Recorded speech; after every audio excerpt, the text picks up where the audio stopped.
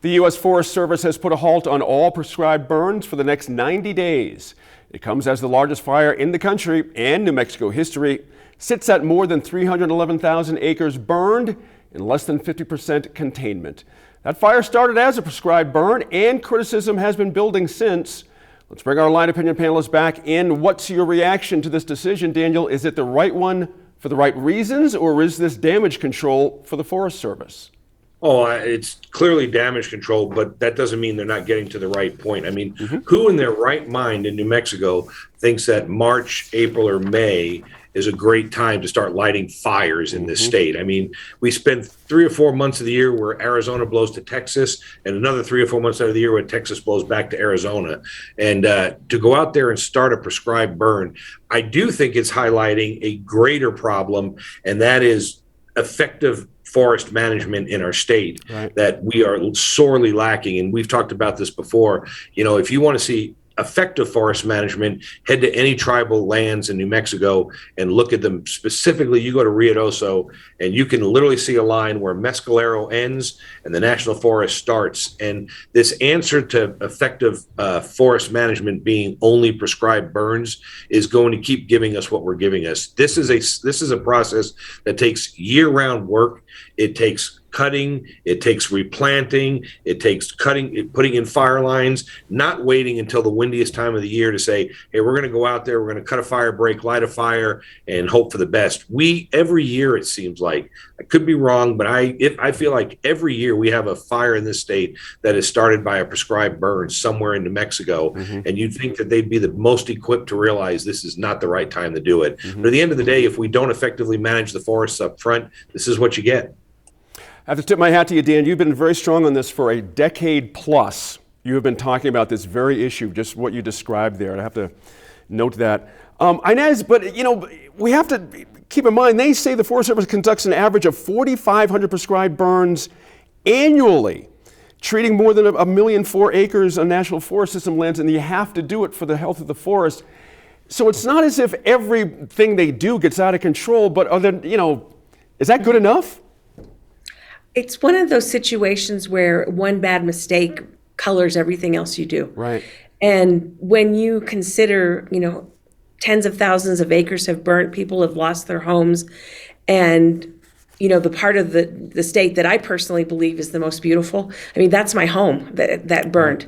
My folks lived in the valley for 30 years, and I'm from Las Vegas, and I watched the fire come thinking my grandma's grave is going to burn up and I'll never know where she is again. And, I had relatives evacuate and friends evacuate. And I looked at it just thinking, like Dan said, what a stupid mistake and what a well-intentioned mistake, because having grown up there, I've seen the forests become overgrown and they do need to be managed better. And I think if there's any silver lining in this, I believe that there's going to be some return to low-level logging and wood removal in our forests, which will give people in villages like Mora and Sapillo and all of those places an opportunity for economic development that we had lost, in lieu of all the lawsuits over the owl, et cetera. Right. So I think that you're not going to have big trees taken down, but I do think there's going to be a recognition that some of the old ways of managing forests were not bad. Serge, the U.S. Forest Service chief says his agency needs to increase its fuels treatments, which includes using prescribed burns by up to 4 times current levels in the West.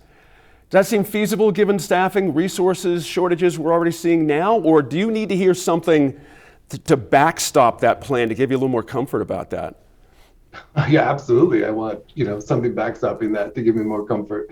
I mean, if what they're saying is, we need to do what we just did, the same kind of thing that just set off the largest fire in New Mexico, but more is not really comforting. But I mean, I don't doubt that there are extremely thoughtful folks at the Forest Service, and there's, great ideas and,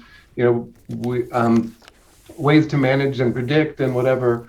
And, more people, more resources, I think that's probably a good start, but or certainly not a bad thing to throw into the mix. But I do think, saying, we don't, unless I hear we have some great fresh ideas and a commitment and are learning from all the other folks around us, as Dan was saying, right? I mean, I'm not convinced that doing the same thing times 3 or 4 is really the answer. It's a bit of a clunk, isn't it, without some more information? Daniel, recent studies show wildfire risks for New Mexico and the entire western U.S. are only going to increase in the years to come. We all know this. Climate change is a major reason why. Kind of an oddball question here, but should the governor accelerate any of her long-term emissions goals, given how dire the situation seems right now? And you're really going to ask me that question? No, I mean, not at all. What the governor should be doing is going to our tribal brothers and sisters in New Mexico that effectively manage the forest and say, we want to embrace what you've done and we want to bring you into the forests that are out there that are state forests. And we want you to just do what you've done to make your tribal lands flourish during all of these times. And clearly the plans we keep trying to implement, the Forest Service keeps trying to implement, pales in comparison. And we don't need grants. We don't need big studies. We just need to go to the people who have done it effectively for 1,000 years and say, listen, guys, you guys do an unbelievably good job at this, can help the rest of us. I think that they would jump at that opportunity. Right. I think it would be a great opportunity to build bridges. And more importantly, I think it would get our forests under the management of people who truly understand conservation while protecting the environment, and that understand that it's not an either or, a zero-sum equation, that you can have effective use of the forest while maintaining safe growths in the forest and giving that access to people that has worked for thousands of years. We have the answers. They're right here in New Mexico. And what the governor should be doing is focusing on how do we embrace their tactics and bringing them into doing the right thing for us like they've done for themselves on tribal land. And you mentioned some years ago it could be a heck of a jobs program as well. Let's keep that in mind. Inez, U.S. Representative Melanie Stansbury has introduced 2 pieces of legislation intended to address water, the Rio Grande Water Security Act and the Water Data Act. They won't have a direct impact on the fires we're seeing now, but having a better handle on the drought has to be a positive move in the right direction. Am I correct on that? No, you're right. And taking care of the river and our watersheds is going to help keep the foliage. I mean, in Santa Fe, they've planted trees along the Santa Fe River because they're trying to restore the watershed, because if you have a healthy watershed, you keep your stream supply flowing and everything works a little bit better. So she's absolutely right to be focusing on the health of the river. If it's dried up, we're going to all be suffering. Right. You know, Inez, it's interesting, the politics being what they are and the severity of the problem, that Yvette Herrell is a co-sponsor, Republican, on this. What do you make of that? That's very interesting, isn't it? I think it's really important for our legislative delegation to Congress to work together. I mean, I grew up in the days of Senator Pete and the Democrat, and they always cooperated. And Manuel Lujan was, you know, the congressional guy from Albuquerque, and then Steve Schiff after, et cetera, and everybody worked together. So I think if we can get past, we have to hate the other side, and people can work on what's good for New Mexico, New Mexico is going to be better off. Well said. Thank you all for that discussion. It's one we're going to continue to revisit as New Mexico remains the epicenter of wildfire activity here in the U.S. We'll be back in about 15 minutes with one final topic for our Line Opinion panel: legal cannabis rights for tribal communities.